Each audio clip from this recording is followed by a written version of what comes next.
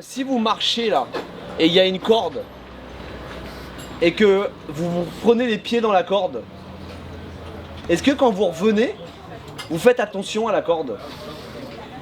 Bah alors quand vous êtes traîné sur un tour, pourquoi vous traînez 5 tours d'affilée sans vous poser aucune question? Parce que quand vous êtes sur la moto, ça vous est égal. Il y en a qui regardent même pas les chronos, vous pensez à autre chose. Et ben en fait c'est ça la curiosité, c'est à dire, oula, là, je suis en, peu importe, je dis au pif, je suis en 6 ou en 7 alors que ça roule en 4, là il y a un problème. Qu'est-ce que je peux faire pour être plus rapide? Bah tiens, je vais essayer ça, je vais essayer ça, je vais essayer ça. Il y a des choses qui vont marcher, il y a des choses qui vont pas marcher. Voilà, ça c'est être curieux.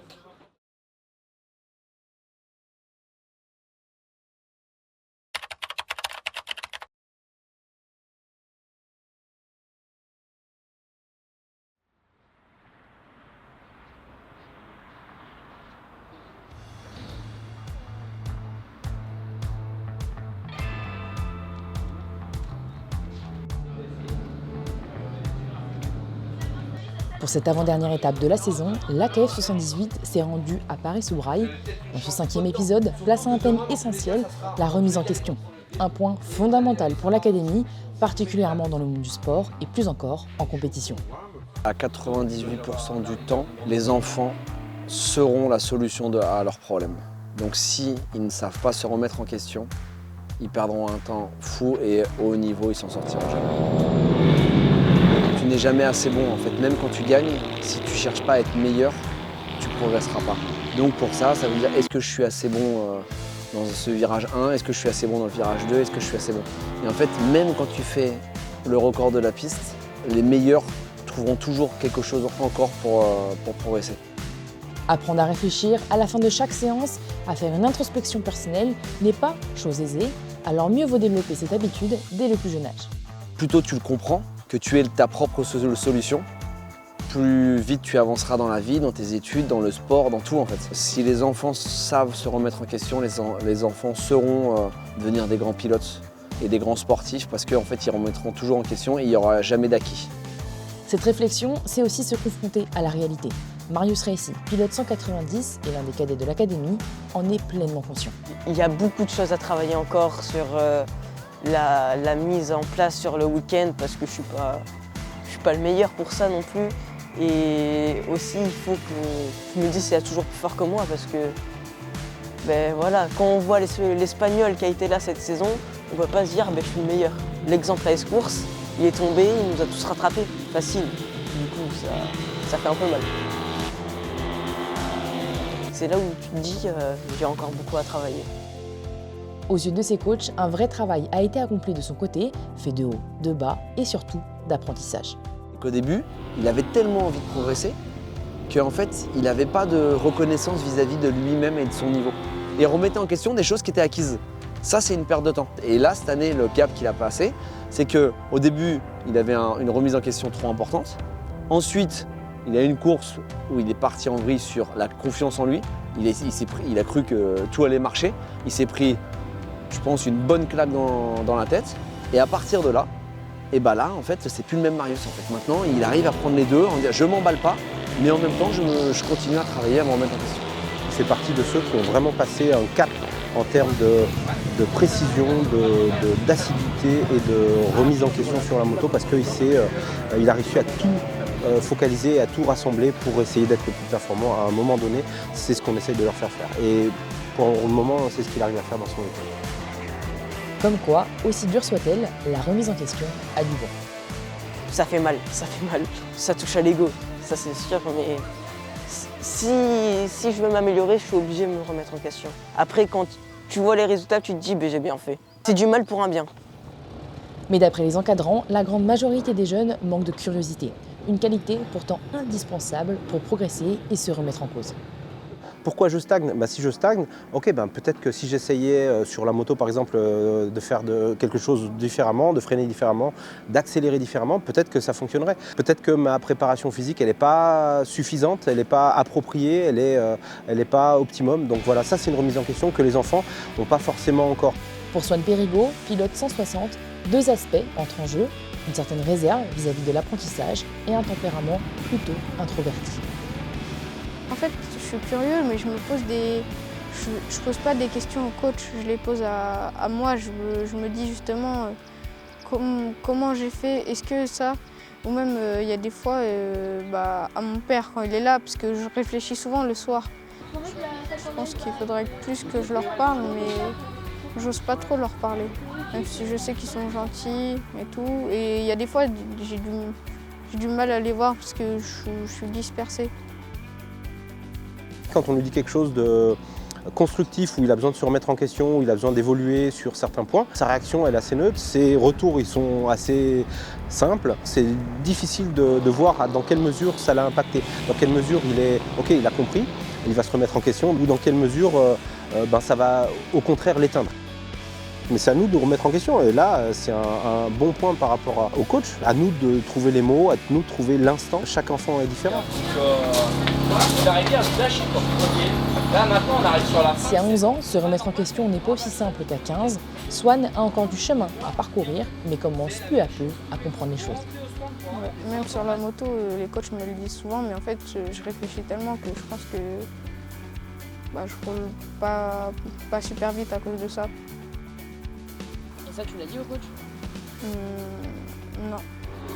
Maintenant, il faut qu'ils comprennent que se poser 3000 questions et de garder tout pour soi, ça ne fonctionne pas.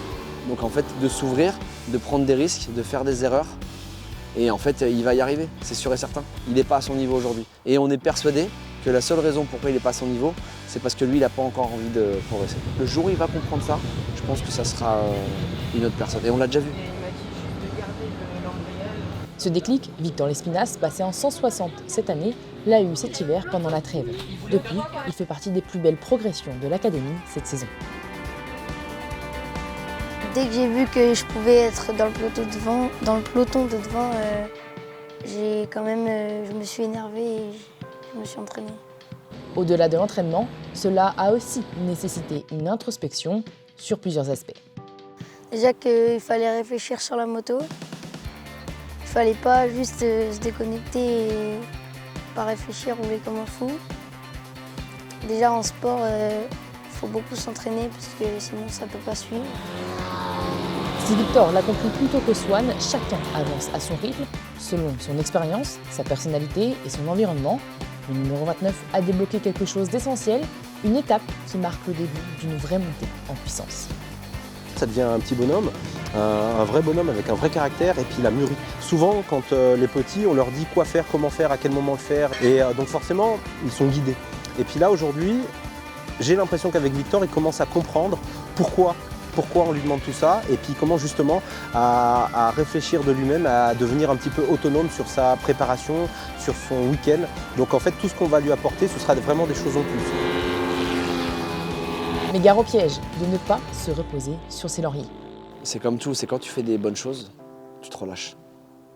Quand tu te relâches, tu perds le fil. Et donc le train il continue à avancer et pas toi. Donc en fait quand tu remontes dans le train, le problème c'est que s'il y a 3 wagons qui sont passés, il faut que tu remontes les 3 wagons pour avancer. C'est aussi simple que ça. C'est ça qui est super difficile et c'est ça qui est super intéressant de voir dans les sportifs de haut niveau, dans n'importe quel sport. Ces gens-là en fait ils se nourrissent de la victoire parce que tout le monde aime la victoire. Mais par contre, ils savent très bien qu'ils ne vont pas gagner à chaque fois. Les jeunes, quand ils font un bon résultat, toute la famille est contente, tout le monde est content. Et en fait, c'est un soulagement pour eux. Et après, c'est dur de se remettre dedans. Mais ça, ils l'apprennent. Et même si Victor pense avoir arrêté de réfléchir, il le fait malgré lui, au vu de sa progression constante. Pour nous, on a vraiment le sentiment qu'il s'est remis en question et qu'il se remet en question parce qu'il évolue. On ne peut pas évoluer si on ne se remet pas en question. Donc là-dessus, il arrive à le faire parce que sinon, s'il n'y avait pas de remise en question, je pense qu'il serait au même stade. Il évoluerait beaucoup moins vite. Et attention, si ce travail intérieur est essentiel, l'excès de questionnement peut parfois devenir un frein. Et qu'en fait, on leur demande beaucoup de choses. Je pense que les enfants, il y en a qui sont très jeunes. Donc ça réfléchit beaucoup, je pense que Swan, ça réfléchit, enfin tous en fait, ils réfléchissent tous énormément.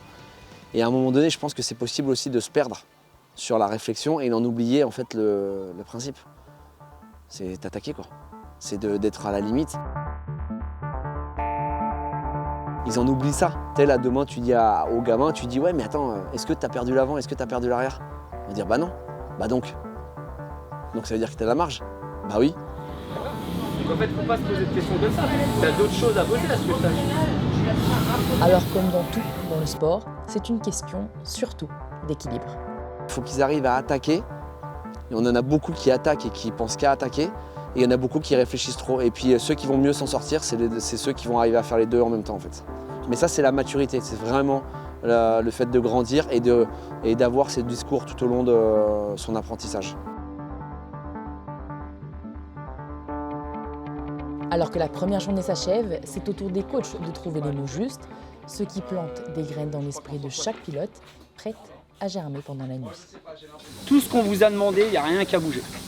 Vous partiez, vous faisiez tout ce que vous aviez envie. Comme il vient de dire, vous rentrez, vous avez le sourire. Qu'est-ce que t'as? Pourquoi t'as le sourire? Bah je suis content, j'ai fait tel chrono. Le mec, t'es à 2 secondes des chronos. Tu peux pas avoir le sourire en fait. Si vous marchez là, et il y a une corde, et que vous prenez les pieds dans la corde, est-ce que quand vous revenez, vous faites attention à la corde?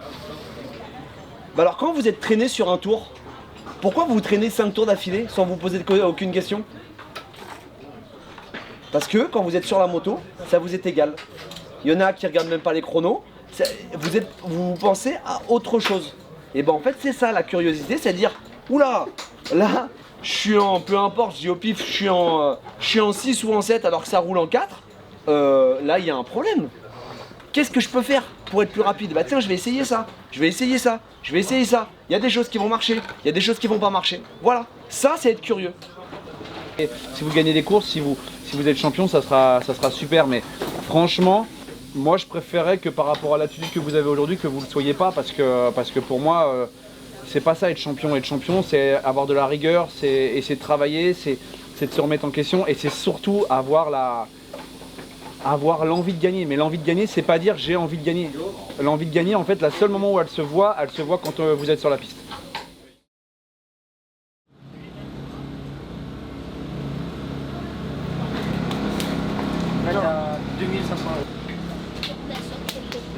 Après une bonne nuit de réflexion, place aux qualifications pour débuter ce nouveau samedi de course dans des conditions plus clémentes que la veille. Et comme d'habitude, les mini GP 115 ouvrent le bal.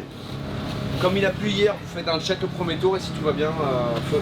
Et rappelez-vous un truc le plus important, kiffez, amusez-vous.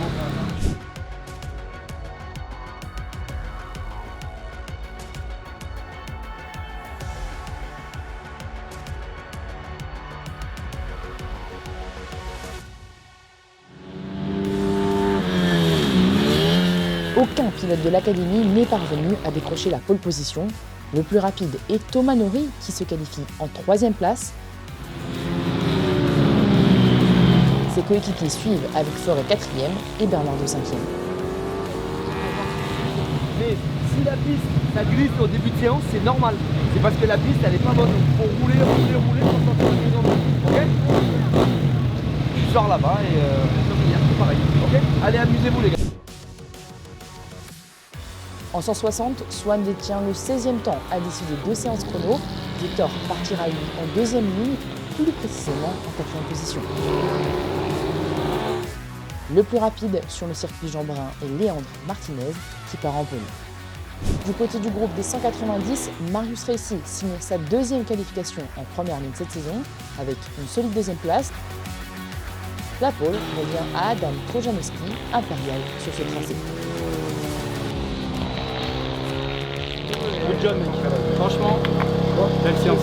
Bien joué Adam, bravo. T'as vu, j'ai failli me mettre un... Bravo, bravo. Mais Bourrico, hein, la première séance, toi, tu faisais pas partie de ceux qui étaient... voilà. Mais tu te mets un peu en mode combattant et ça fait des chronos. Hein. Là, t'as super bien fait. Au vu de ce qu'on a vu, je suis sûr que c'est possible encore d'aller toujours plus vite. Ok? La limite n'existe pas. La limite, elle est juste au moment où vous perdez l'avant, l'arrière dans tous les virages. Et là, vous vous dites, ok, bon là, si je vais plus loin, je vais aller par terre. Je suis sûr qu'il y a forcément un tour où vous vous dites, mon tour était bien, mais je pense que j'aurais pu me faire. Tant tout ce qui s'est passé ce matin, c'est du passé. si vous voulez que votre week-end soit réussi, c'est à partir de maintenant que ça compte. Donc donnez le maximum, et ça on sait très bien que vous êtes tous capables de le faire. Mais faites-le intelligemment, ok? Faites pas n'importe quoi. Allez, on croit en vous, nous. Ok?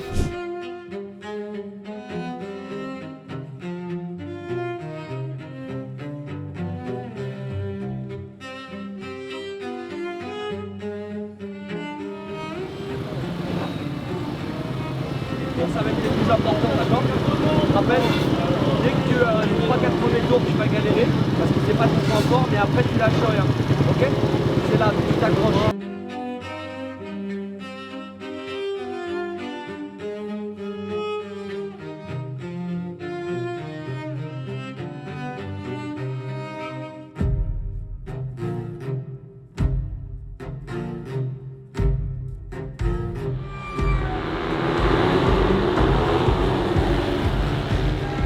Au départ de la première course des 115, Thomas Nourry compte prendre les commandes de celle-ci à Zachariot.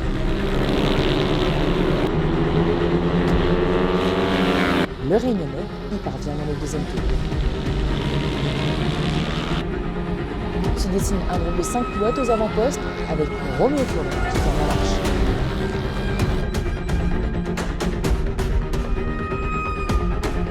Merriot repasse en tête dans le 6e tour. Le quatuor de chasse reste collé jusqu'au drapeau à damier.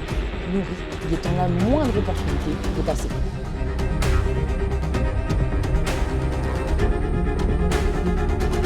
« 43 centièmes sépare Thomas Nourry de la victoire, mais ce n'est que partie remise.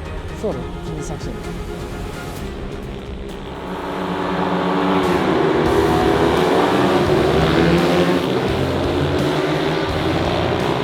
En manche 2, le 54 prend le meilleur envol de la grille, lui permettant de s'installer en première place et créer un gap dès les premiers instants.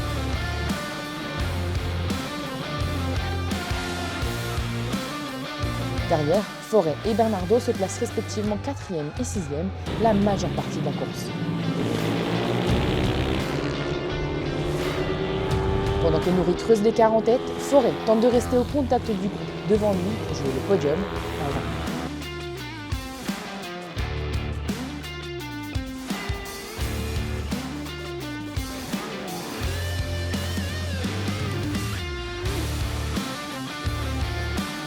Jusqu'ici, crédité d'une 2e place comme meilleur résultat dans la catégorie, Thomas décroche à Paris-Sous-Braille sa première victoire en 115.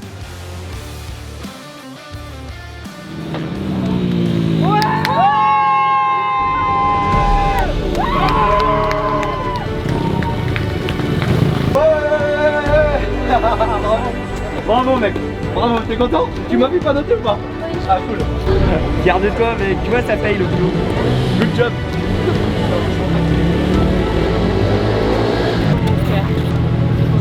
Eh, tu voulais me faire pleurer. Hein? Tu voulais me faire pleurer.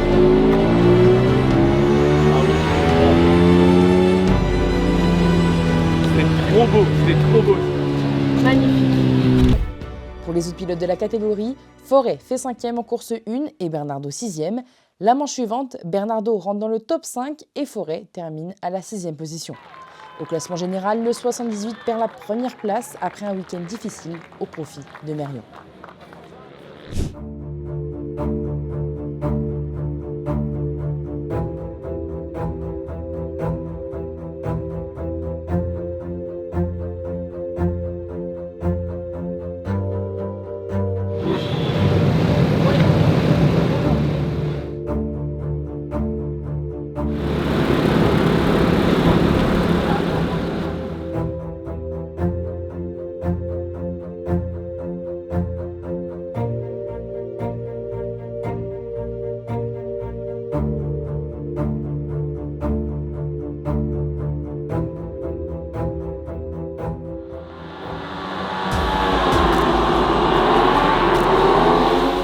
En 160, Léandre Martinez tire pleinement profit de sa pole position et s'échappe en tête dès les premiers virages.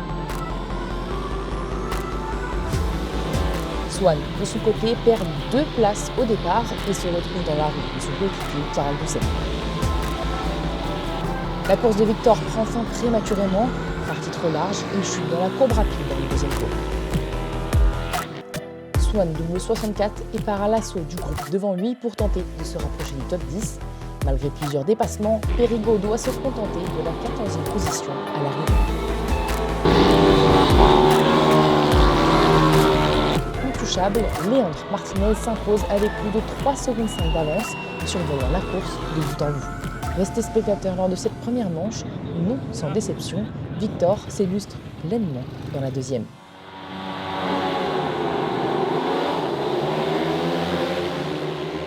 Alors que Martinez conserve à nouveau les commandes, l'Espinasse, lui, se glisse en 3e position, suivi par Long l'entièreté de la course.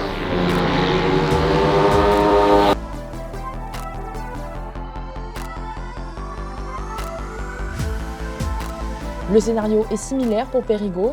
Parti en retrait, le numéro 9 remonte jusqu'à la 15e place dans les premiers tours, avant de stabiliser son rythme et de conserver cette position jusqu'au dernier. Pendant que Martinez file vers une deuxième victoire, la bataille s'intensifie entre Victor et Ethan. Le numéro 2 prend l'avantage à 3 tours de l'arrivée, mais l'Espinasse ne lâche rien, déterminé à décrocher son premier podium en 160.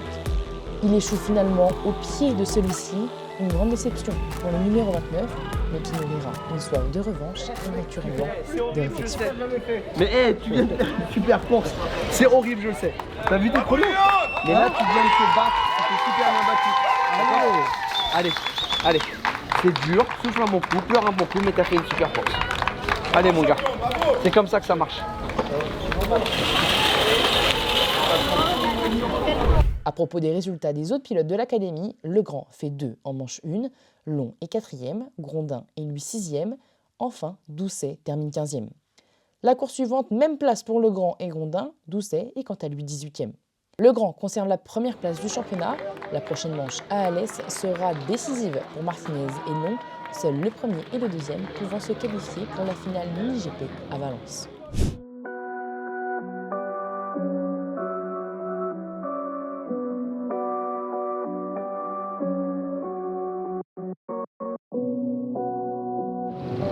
Allez Marius, continue comme ça, tu réfléchis, ok?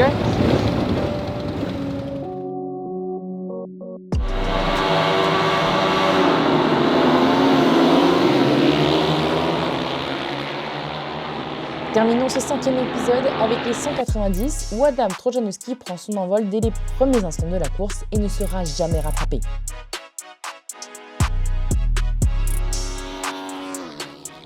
Derrière lui, Marius Racing perd 2 places au départ, mais revient rapidement en 3e position dans la roue de son coéquipier Timéo Buchet.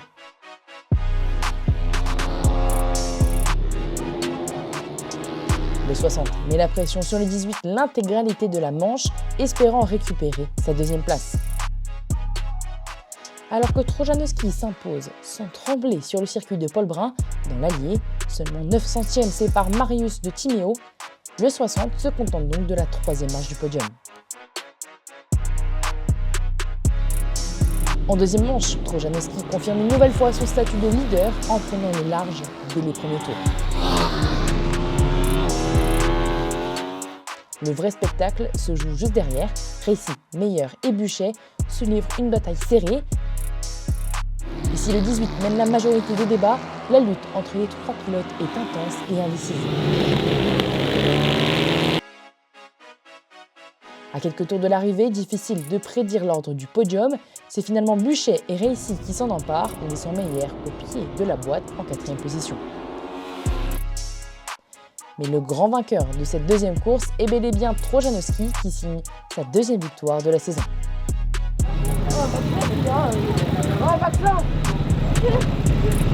C'est touché, non? Non. Ah bah, Non mais lui il a fallu s'envoler. je sais pas, mais vous, On s'est touché, Il y a Maxence, j'ai Bravo les gars. il m'a touché. Non, c'est pas drôle. À tout moment, c'était Lucas qui faisait podium. Hein, Concernant le résultat des autres pilotes de l'académie en 190, Maxence Meyer fait 4e en course 1, Lucas Boyer 5e et enfin Lucas Sagnier est 7e. La manche suivante, Lucas Boyer et Lucas Sagnier réitèrent leurs résultats. La 2e place qualificative pour la finale mini-GP à Valence n'est toujours pas décidée non plus en 190 puisque Trojanowski se rapproche de Buchet. Et voilà quoi. N'oubliez pas de faire du sport. N'oubliez pas de manger correctement. Une 5e épreuve riche d'apprentissage pour l'ensemble des pilotes de l'académie qui, après quelques semaines de vacances, se retrouveront pour l'ultime étape de la saison à Alès en septembre. Je travaille.